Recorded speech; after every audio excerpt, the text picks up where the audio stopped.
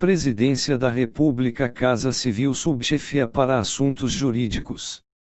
Lei nº 6.015, de 31 de dezembro de 1973. Registros Públicos, Capítulo 3 das Penalidades, art. 46. As declarações de nascimento feitas após o decurso do prazo legal serão registradas no lugar de residência do interessado. O requerimento de registro será assinado por duas testemunhas, sob as penas da lei. Segundo, revogado 3 ao oficial do registro civil, se suspeitar da falsidade da declaração, poderá exigir prova suficiente.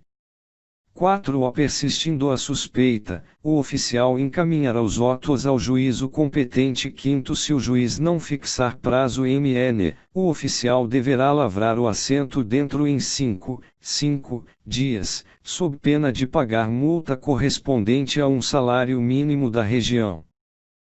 Art. 47. Se o oficial do registro civil recusar fazer ou retardar qualquer registro, averbação ou anotação, bem como o fornecimento de certidão, as partes prejudicadas poderão queixar-se à autoridade judiciária, a qual, ouvindo o acusado, decidirá dentro de 5 dias.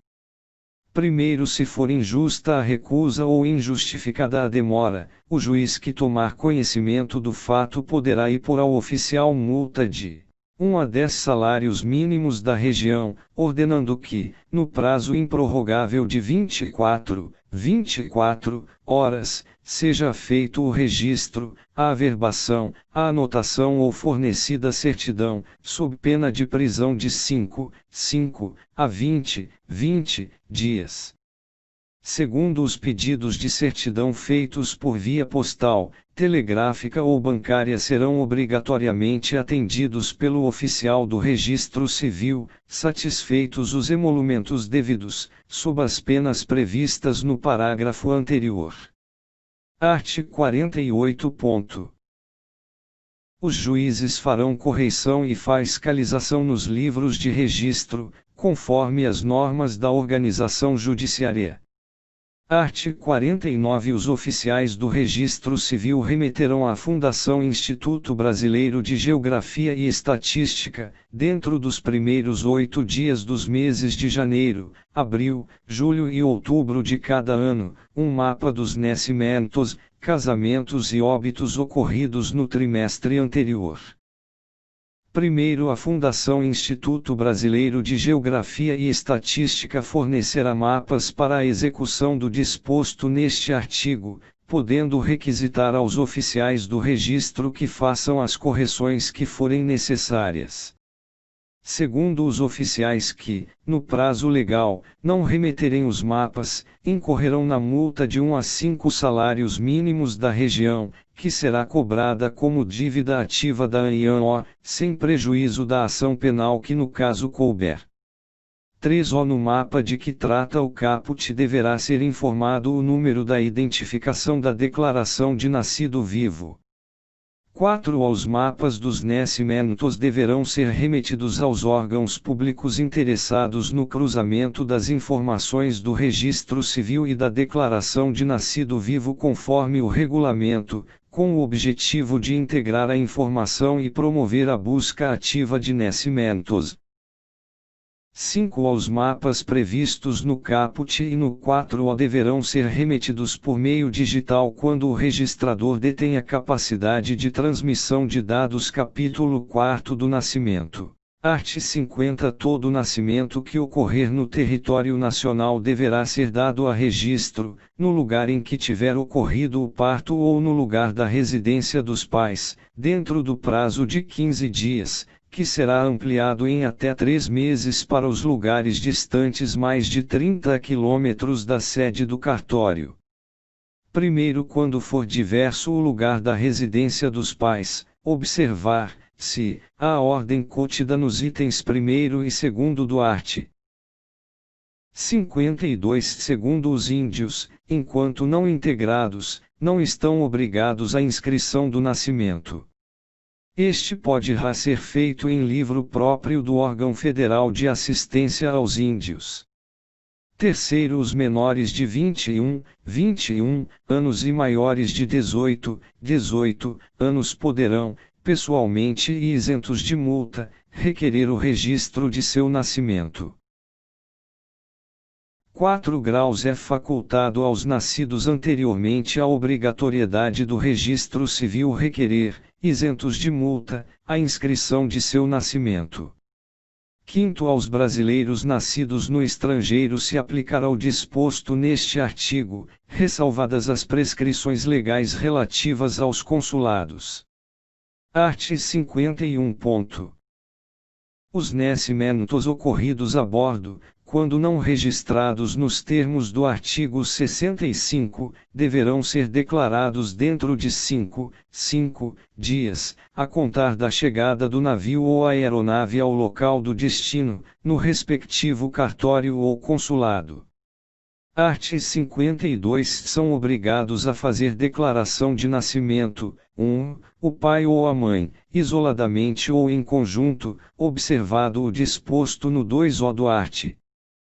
54. Segundo, no caso de falta ou de impedimento de um dos indicados no item 1, outro indicado, que terá o prazo para declaração prorrogado por 45 dias. Terceiro, no impedimento de ambos, o parente mais próximo, sendo maior achando-se presente. Quarto, em falta ou impedimento do parente referido no número anterior, os administradores de hospitais ou os médicos e parteiras, que tiverem assistido o parto. Quinto, pessoa idônea da casa em que ocorrer, sendo fora da residência da mãe. Sexto, finalmente, as pessoas, vetado, encarregadas da guarda do menor. 1 grau. Quando o oficial tiver motivo para duvidar da declaração, poderá ir à casa do recém-nascido verificar a sua existência, ou exigir a atestação do médico ou parteira que tiver assistido o parto, ou o testemunho de 2 pessoas que não forem os pais e tiverem visto o recém-nascido. Segundo, tratando-se de registro fora do prazo legal, o oficial, em caso de dúvida, poderá requerer ao juiz as providências que forem cabíveis para esclarecimento do fato. Terceiro, o oficial de registro civil comunicará o registro de nascimento ao Ministério da Economia e ao INSS pelo Sistema Nacional de Informações de Registro Civil, SIRC, ou por outro meio que venha a substituí-lo. Art. 53. No caso de ter a criança nascido morta ou no de ter morrido na ocasião do parto, será, não obstante, feito o assento com os elementos que couberem e com remissão ao do óbito. Primeiro, no caso de ter a criança nascido morta, será o registro feito no livro C auxiliar, com os elementos que couberem. Segundo, no caso de a criança morrer na ocasião do parto, tendo, entretanto, respirado, serão feitos os 2 assentos, o de nascimento e o de óbito, com os elementos cabíveis e com remissões recíprocas.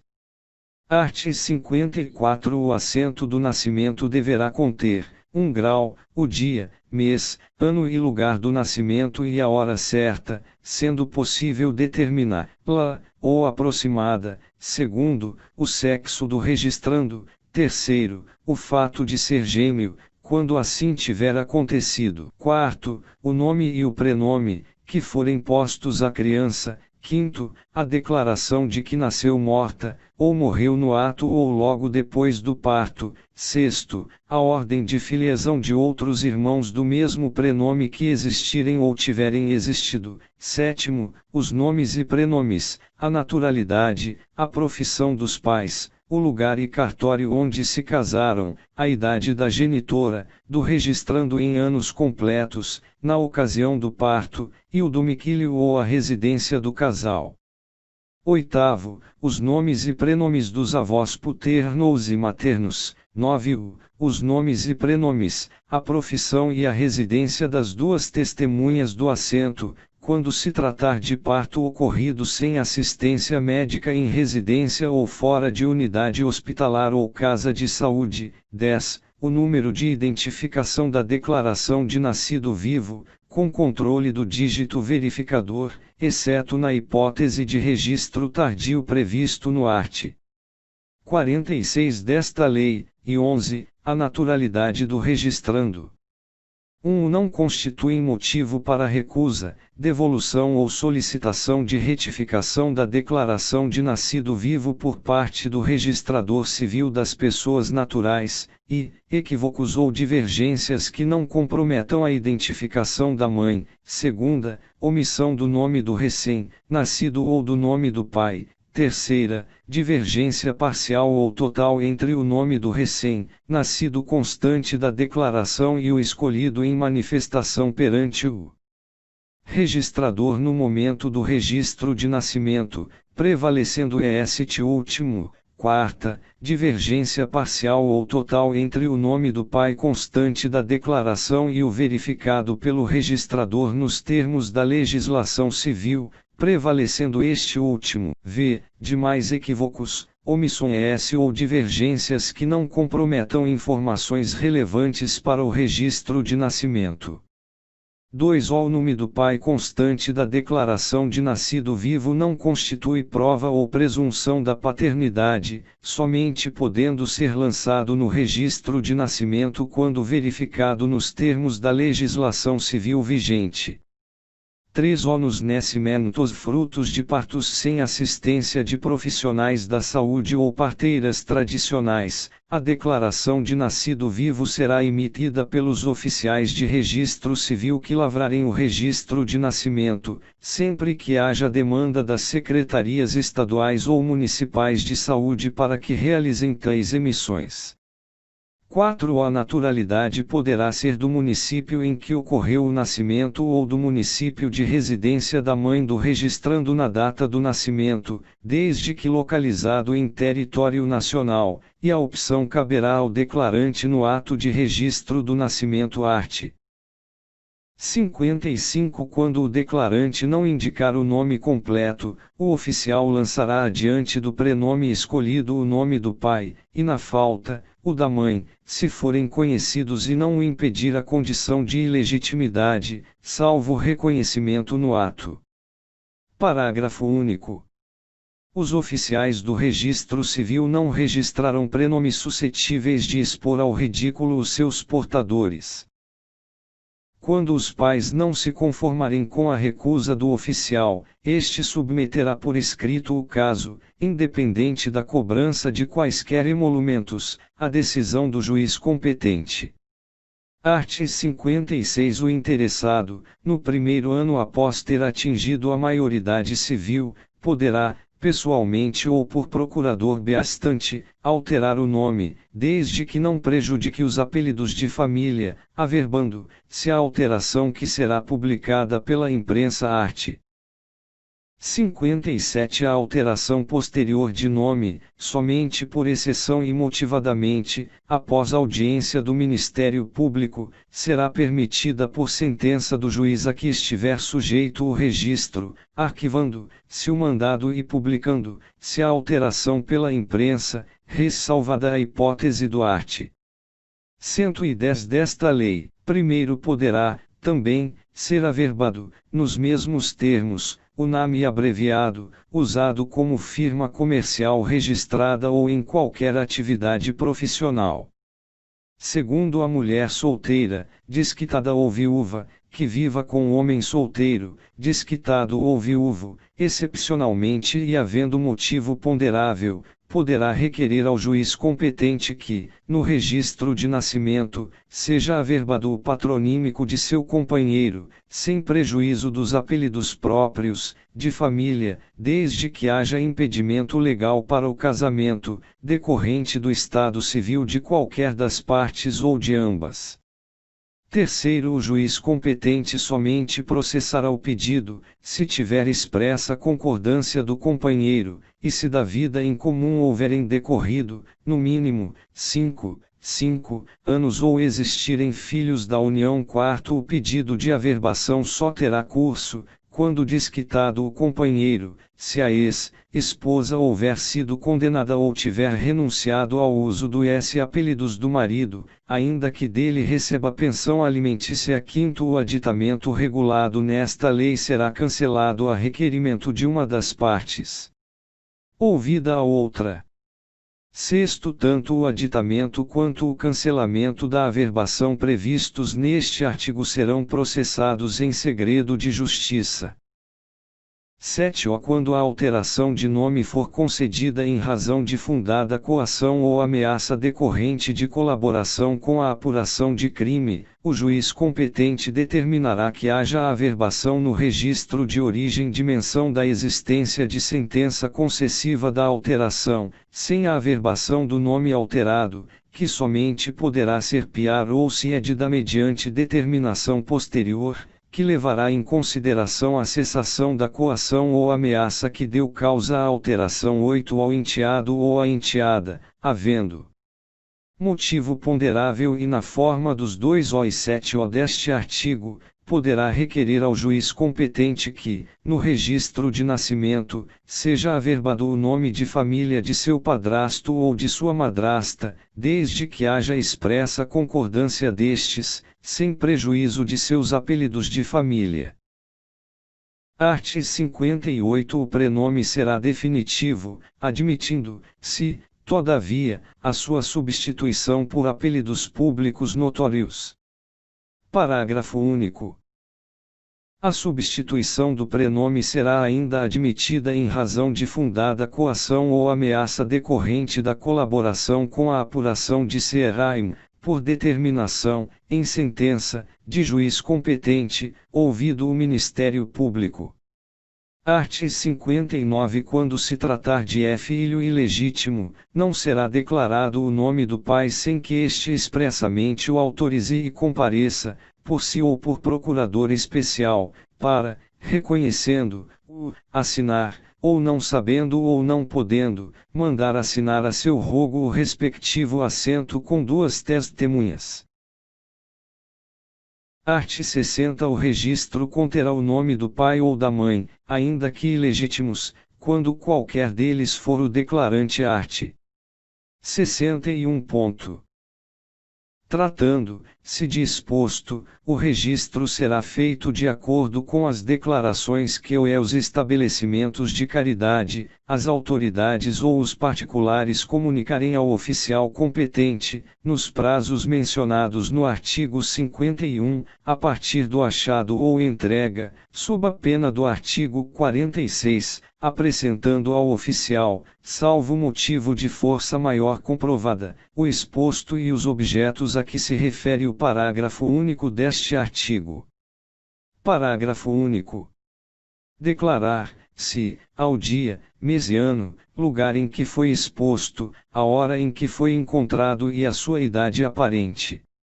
Nesse caso, o envoltório, roupas e quaisquer outros objetos e sinais que trouxer a criança e que possam a todo o tempo fazê-la reconhecer, serão numerados, alistados e fechados em caixa lacrada e selada, com o seguinte rótulo: pertence ao exposto tal, assento de folhas do livro. E remetidos imediatamente, com uma guia em duplicata, ao juiz, para serem recolhidos a lugar seguro. Recebida e arquivada a duplicata com o competente recibo do depósito, far-se, à margem do assento a correspondente anotação. Art. 62. O registro do nascimento do menor abandonado, sob jurisdição do juiz de menores, poderá fazer, se por iniciativa deste, à vista dos elementos de que dispuser e com observância, no que for aplicável, do que preceitua o artigo anterior. Art. 63. No caso de gêmeos, será declarada no assento especial de cada um a ordem de nascimento.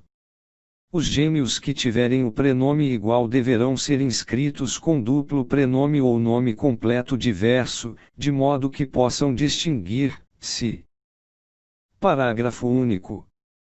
Também serão obrigados a duplo prenome, ou a nome completo diverso, os irmãos a que se pretender dar o mesmo prenome. Art. 64. Os assentos de nascimento em navio brasileiro mercante ou de guerra serão lavrados, logo que o fato se verificar, pelo modo estabelecido na legislação de marinha, devendo, porém, observar-se as disposições da presente lei. Art. 65. No primeiro porto a que se chegar, o comandante depositará imediatamente, na capitania do porto, ou em sua falta, na estação fiscal, ou ainda, no consulado, em se tratando de porto estrangeiro, 2 cópias autenticadas dos assentos referidos no artigo anterior, uma das quais será remetida, por intermédio do Ministério da Justiça, ao oficial do registro, para o registriar ou, no lugar de residência dos pais ou, se não for possível descobri-lo, no primeiro ofício do Distrito Federal. Uma terceira cópia será entregue pelo comandante ao interessado que, após conferência na capitania do porto, por ela poderá, também, promover o registro no cartório competente. Parágrafo único.